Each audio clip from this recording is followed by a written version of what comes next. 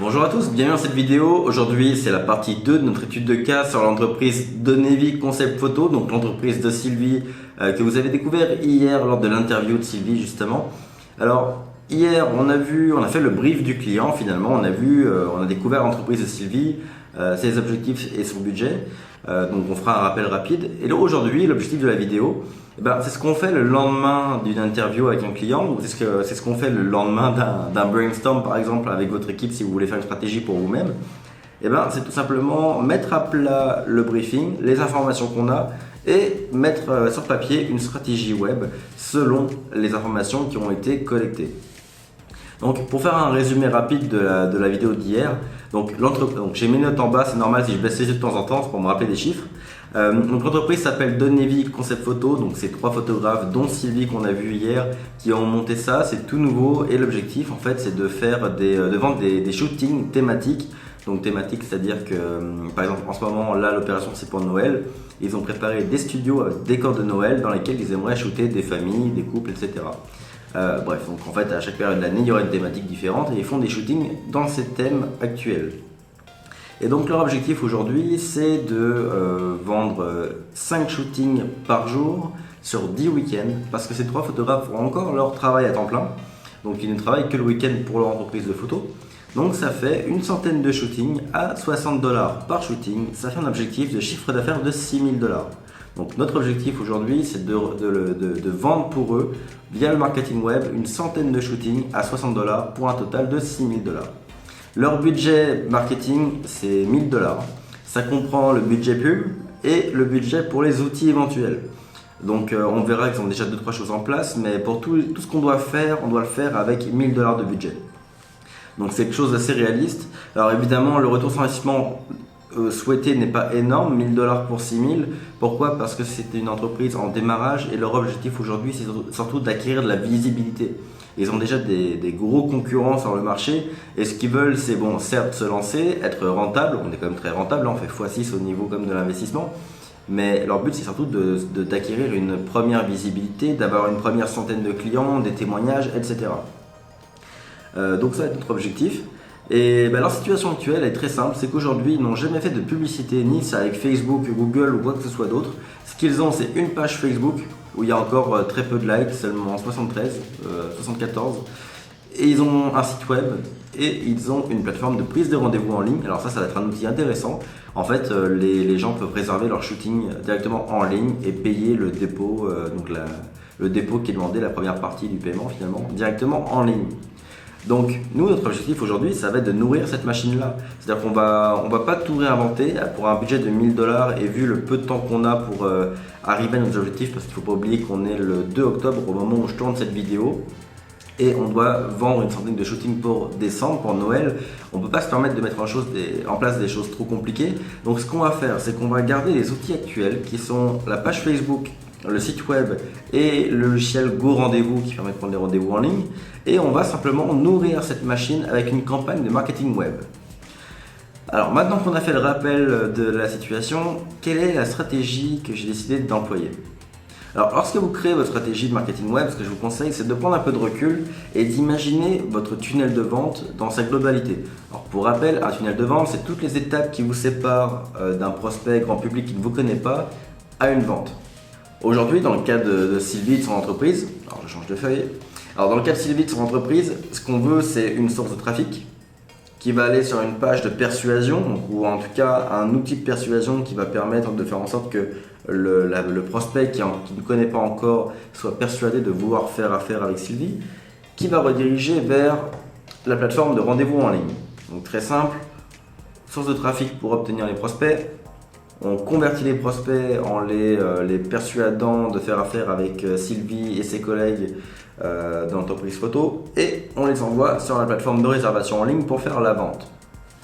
Alors, on pourrait imaginer des tunnels beaucoup plus complexes que ça. Là, il n'y a que 3 étapes, c'est assez simple.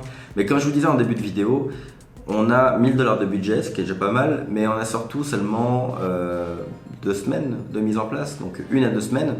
Et donc, le problème n'est pas tellement le temps de mise en place, on peut bosser toute une nuit et mettre tout ça en place. Le problème, c'est le temps de conversion d'un client. Imaginons qu'on complexifie le tunnel de vente, ce qui serait possible.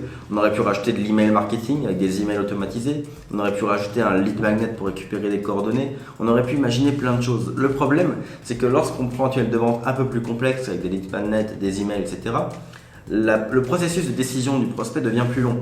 Parce que le temps que le prospect passe par plusieurs emails, le lead magnet, etc., eh ben, peut-être qu'une semaine, 2 semaines, 3 semaines se seront écoulées avant qu'il prenne la décision d'achat.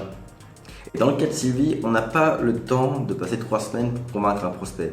On a besoin qu'un prospect passe de la découverte de l'offre à l'achat de l'offre en quasiment une journée ou deux, quoi.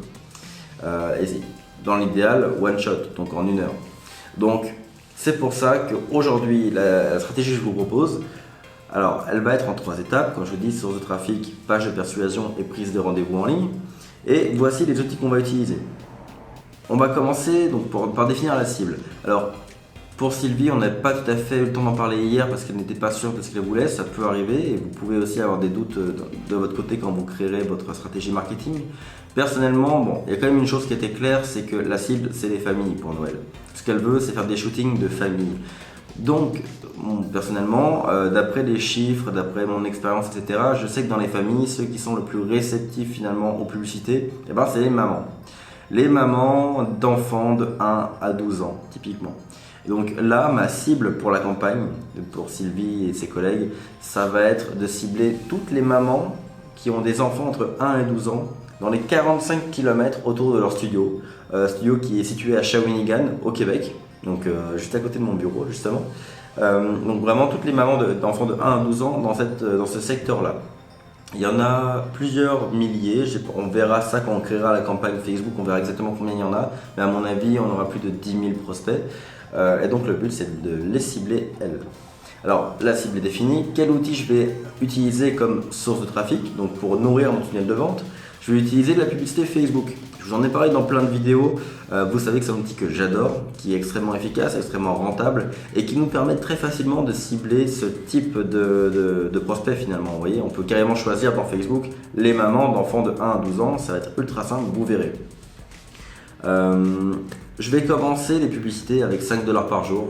C'est un conseil que je vous donne, c'est de toujours commencer vos campagnes de publicité Facebook avec 5 $ par jour de budget et d'augmenter petit à petit. Dans notre cas aujourd'hui, je vais commencer à 5 $ par jour. Et dès que je vois que la publicité est correctement rentable et qu'elle fonctionne bien, je augmenterai jusqu'à 15-20 $ par jour jusqu'à épuiser le budget de 1 000 $ de publicité. La seule raison qui fait que je n'épuiserai pas le budget de 1 000 $ de publicité, c'est évidemment si, avec moins de 1 000 $, on remplit le carnet de commande de nos clients.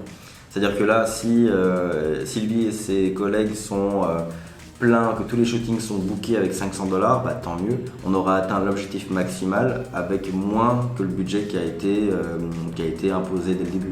Donc tant mieux, mais c'est la seule raison pour laquelle j'arrêterai le budget en cours de route.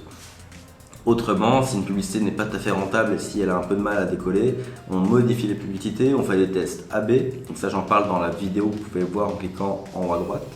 On fait des tests AB, on essaie de l'optimiser jusqu'à ce qu'elle devienne rentable. Mais je continuerai quand même la publicité Facebook quoi qu'il arrive. Et puis, je vais suivre mes propres conseils. Dans une de mes vidéos, je vous disais que pour avoir des publicités Facebook rentables, il faut utiliser la vidéo plutôt que la photo. Donc dans la pub, plutôt que de montrer une photo, on montre une vidéo. Et bien ça, je vais me l'appliquer, je vais appliquer ma propre médecine. D'ailleurs, si vous voulez voir cette vidéo-là, vous pouvez cliquer sur la fiche en haut à droite de l'écran. Je vous explique pourquoi est-ce qu'il faut utiliser la vidéo plutôt que la photo. Et ça, c'est quelque chose que je vais faire. Donc là, d'ici 2-3 jours, j'irai, en fait dans les 48 heures plutôt, je vais aller tourner la vidéo qui servira à la publicité et qu'on mettra en ligne ensemble dans 2 jours finalement pour la partie 4, si je ne me trompe pas, de l'étude de cas. Donc pour la partie 4 de l'étude de cas, on mettra ça en place ensemble, on lancera les publicités Facebook. Donc vous verrez la vidéo qu'on aura tournée dans les prochaines 48 heures. Donc voilà, publicité Facebook qui cible les mamans d'enfants de 1 à 12 ans dans les 45 km autour du studio. Un budget de 5 $ en partant jusqu'à environ 20 $ par jour et on utilisera la vidéo pour la pub. Maintenant, qu'est-ce qui se passe après la publicité ? La publicité va rediriger les prospects vers une page de persuasion, donc une landing page, une page d'atterrissage. En gros, c'est une page web que je vais créer. Je ne vais pas utiliser un site web à ce niveau-là, c'est la seule chose que je vais faire en duplicata finalement. C'est une page web que je vais créer entièrement grâce à un outil qui s'appelle Leadpage. Je vous montrerai tout ça dans la prochaine partie de l'étude de cas, donc qui sera en ligne demain. Et en fait, c'est une page que je vais entièrement créer par le copywriting. Donc on en parle dans cette vidéo. Vous pouvez la voir en cliquant sur la fiche en haut à droite. Le copywriting qui est en fait la persuasion par l'écriture. Donc on va vraiment penser cette page pour qu'elle convertisse à fond, qu'elle persuade les gens de faire affaire avec l'entreprise de Sylvie. Et en fait, sur cette page, il n'y aura rien d'autre qu'un bouton qui est réserver à mon shooting finalement. Il n'y a pas de menu, il n'y a rien d'autre que ça. Ce sera juste du texte de persuasion, des témoignages, des photos et un bouton qui est réservé mon shooting.